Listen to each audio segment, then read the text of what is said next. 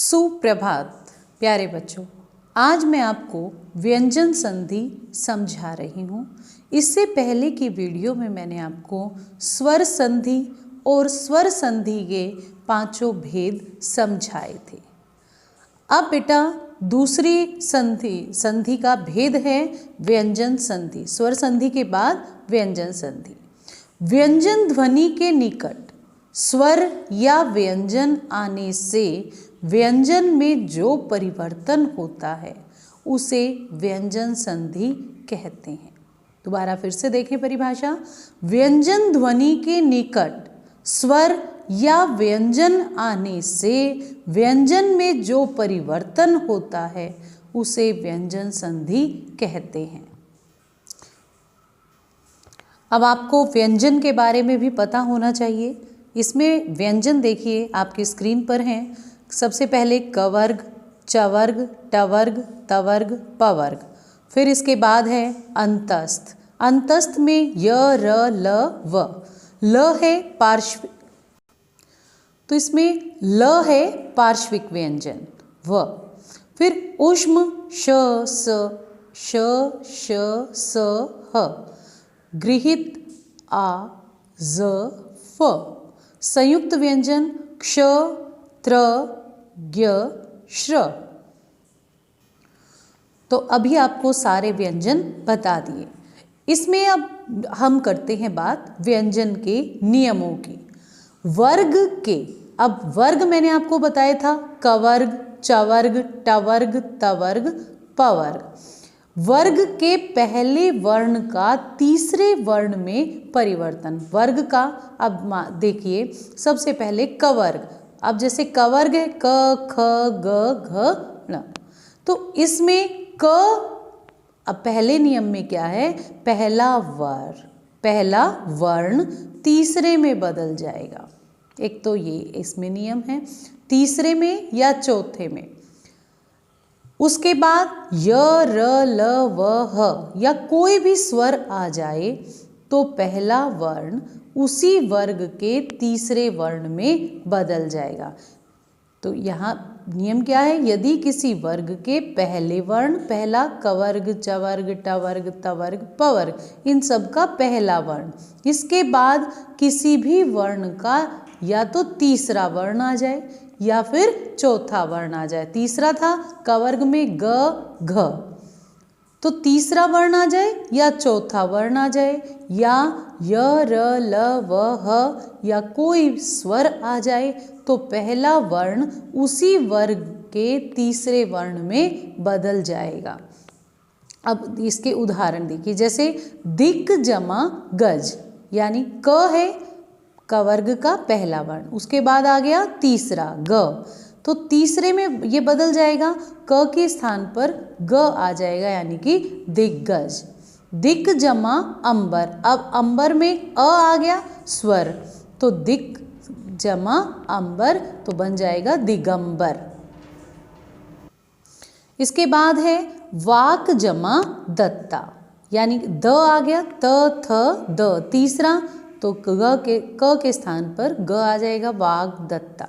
सत जमा गति, त वर्ग का पहला ही है ये त और ग आ गया तो सद गति। सत जमा वाणी, सद वाणी, त वर्ग त का द में बदल गया। उत जमा गम, उद्गम। भगवत जमा भक्ति, भगवद भक्ति। सत जमा भावना, सद्भावना। उत जमा घाटन, उद्घाटन। जगत जमा ईश, अब ये ईश भी स्वर में आ गया, अब ये था चौथा वर्ण।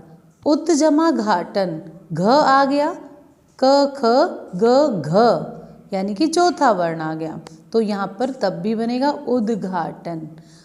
जगत जमा ईश, जगदीश। अप जमा ज, अब ज कौन सा है, तीसरा वर्ण च वर्ग का, च, छ, ज।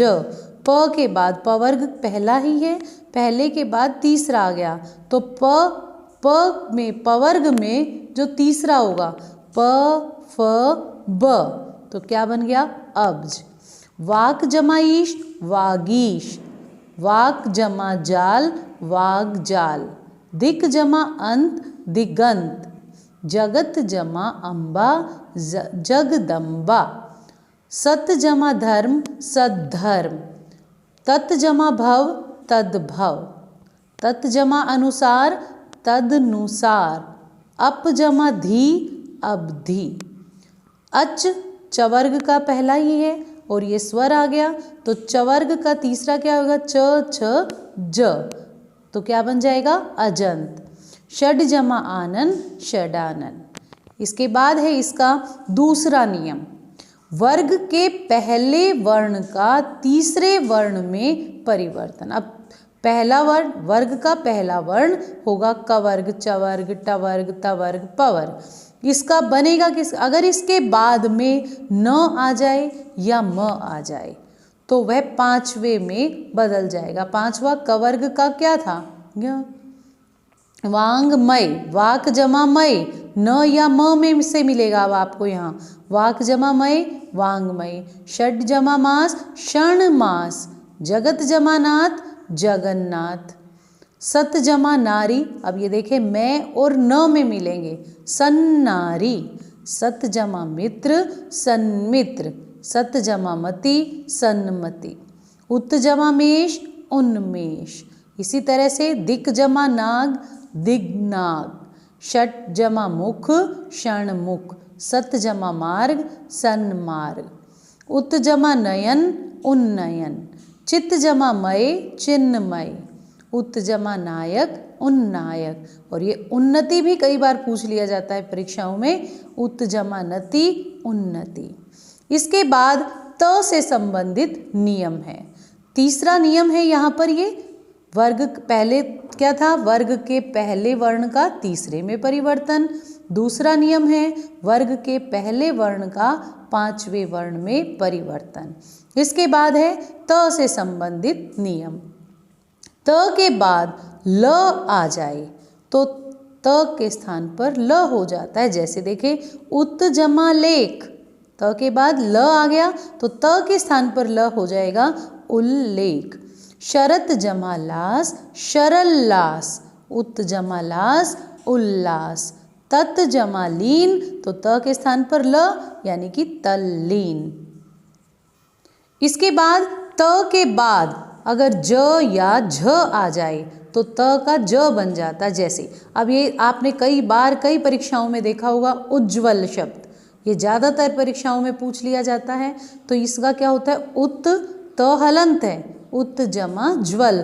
अब ये ज भी आधा है और त का त आधा है तो ज भी आधा आ जाएगा, यानी कि उज्ज्वल में दोनों ज आधे।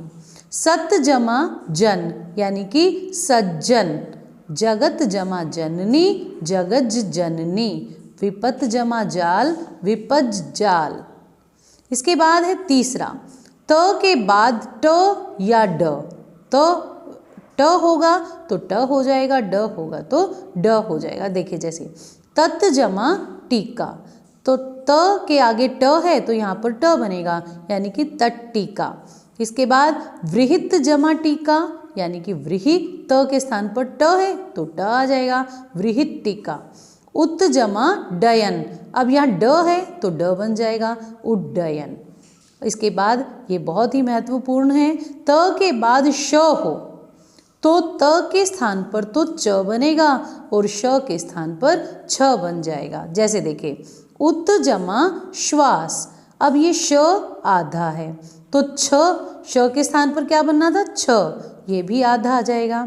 और त भी हलंत है तो त के स्थान पर क्या बनेगा, च, तो क्या बन जाएगा उच्छवास। उत जमा शिष्ट, उत का त हलंत यानी कि च आधा आएगा। शिष्ट श पूरा है तो छ पूरा यानी उच्छिष्ट। सत जमा शास्त्र, स त की जगह च और श की जगह छ तो शत शास्त्र।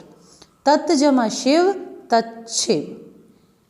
तो ये आपको समझ आ गया होगा। इसके बाद है त के बाद च या छ हो तो त का च या छ हो जाता है। जैसे देखें उत जमा चारण, क्या बनेगा, त के स्थान पर च बन जाएगा तो उच्चारण। उत जमा चरित उच्चरित, शरद जमा चंद्र, शरद चंद्र।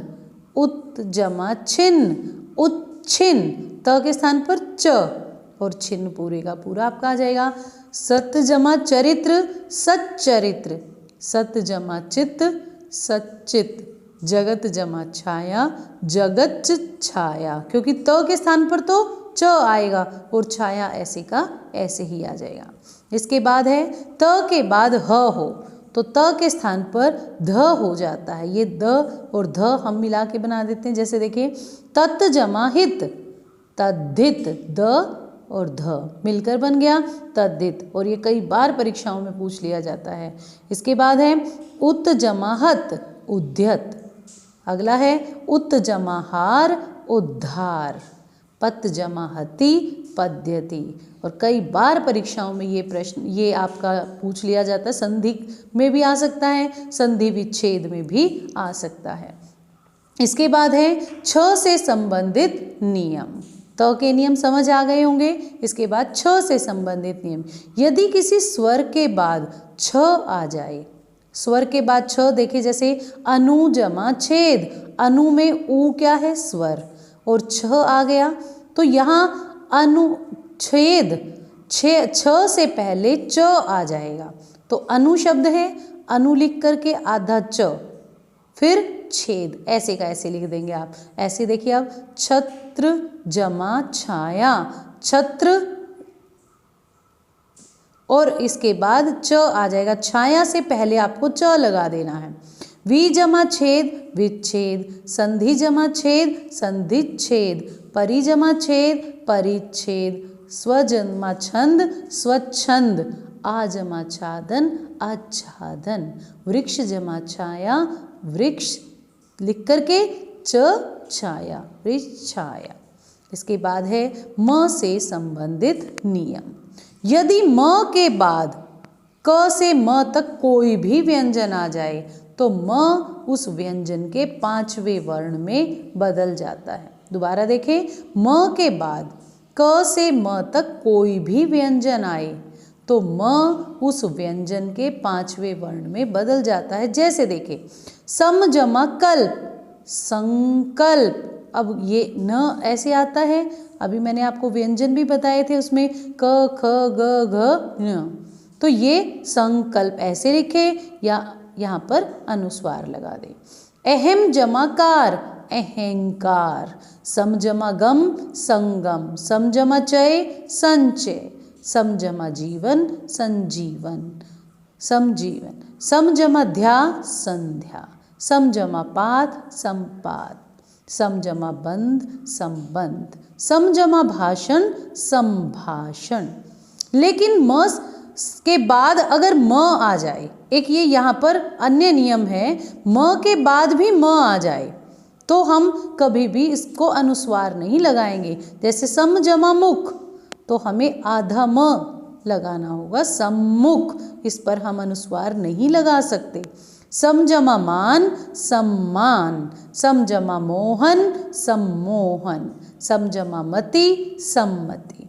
लेकिन म के से अलग कोई भी हो, म के बाद य र ल व कुछ भी यहाँ पर हो, म य र ल व ह श श स आने पर, तो इसमें य र ल व ह श स आने पर म का रूपांतरण अनुस्वार में हो जाता है। लेकिन म के बाद म होगा तो कभी भी अनुस्वार नहीं लगेगा। अब देखिए जैसे सम जमा योग, संयोग। सम जमा रक्षण, संरक्षण। ये ऊपर भी मैंने इसी तरह से आपको बताए थे ये सारे।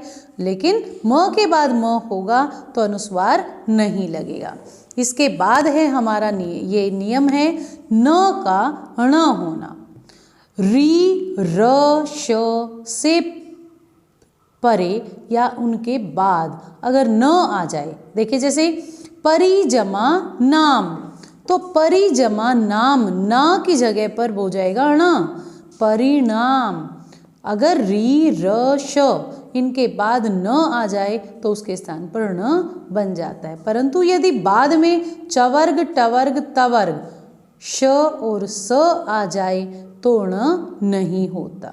जैसे अब आगे देखें, प्र जमा मान, प्रमाण। री जमा न ऋण, भूष जमा न भूषण, हर जमा न हरण, भर जमा न भरण, तर जमा न तरण, शोष जमा न शोषण। लेकिन यहाँ पर कुछ अपवाद होते हैं। दूर जमा दुर्जन, पर्यटन, दर्शन, रसना, अर्जुन, अर्चना, रत्न, रतन आदि शब्दों में क्रमशः ज, ट, श, स, ज, च, त के व्यवधान के कारण न को ण नहीं किया जाता। तो ये आपको समझ में आ गया होगा। इसके बाद है एक स का श होना। ये भी कई बार परीक्षाओं में पूछ लिए जाते हैं। अभिषेक, सुषुप्ति, निषेध, इस तरह के। तो इसमें क्या इसका नियम है, स से पहले अगर आ से भिन्न स्वर आ जाए तो स का श हो जाता है। अब आ से भिन्न स्वर अभी जमा सेक, अभी स से पहले ई की मात्रा आ गई, अभी में ई की मात्रा आ गई, तो स से पहले ई आ गया, आ से अलग, तो स के स्थान पर श हो जाएगा, अभिषेक। सु जमा सुप्ति, सु स से पहले, अब ये सु से पहले उ आ गया, तो यहाँ सुषुप्ति, यहाँ श हो जाएगा। नी जमा सेध, अब स से पहले ई आ गई तो निषेध। वी जमा सम यानी कि विषम, क्योंकि ई की मात्रा है। नी जमा सिद्ध, निषिद्ध। अभि जमा सिक्त, अभिषिक्त। तो ये आपके काफ़ी महत्वपूर्ण है परीक्षाओं की दृष्टि से। इसके बाद कुछ अपवाद हैं। अनु जमा शरण, तो यहाँ पर नहीं होगा, यहाँ स है लेकिन यहाँ ऊ भी था, लेकिन फिर भी यहाँ षटकोण नहीं होगा, अनुसरण ही रहेगा। अनु जमा स्वर, अनुस्वार। वी जमा स्मरण, विस्मरण। इनमें ये तीनों अपवाद हैं, इनके अंदर स के स्थान पर श नहीं होगा, तो ध्यान रखें इसका। अनु जमा शरण, अनुसरण ही रहेगा। अनु जमा स्वर, अनुस्वार ही रहेगा। वी जमा स्वर, वी जमा स्मरण, विस्मरण ही रहेगा। तो बेटा इस प्रकार व्यंजन संधि मैंने आपको समझा दी है, आपको अच्छे से समझ भी आ गई होगी। तो ये व्यंजन संधि की वीडियो अब आपकी पूरी हुई। इसके बाद अगली वीडियो में मैं आपको विसर्ग संधि समझाऊंगी। धन्यवाद।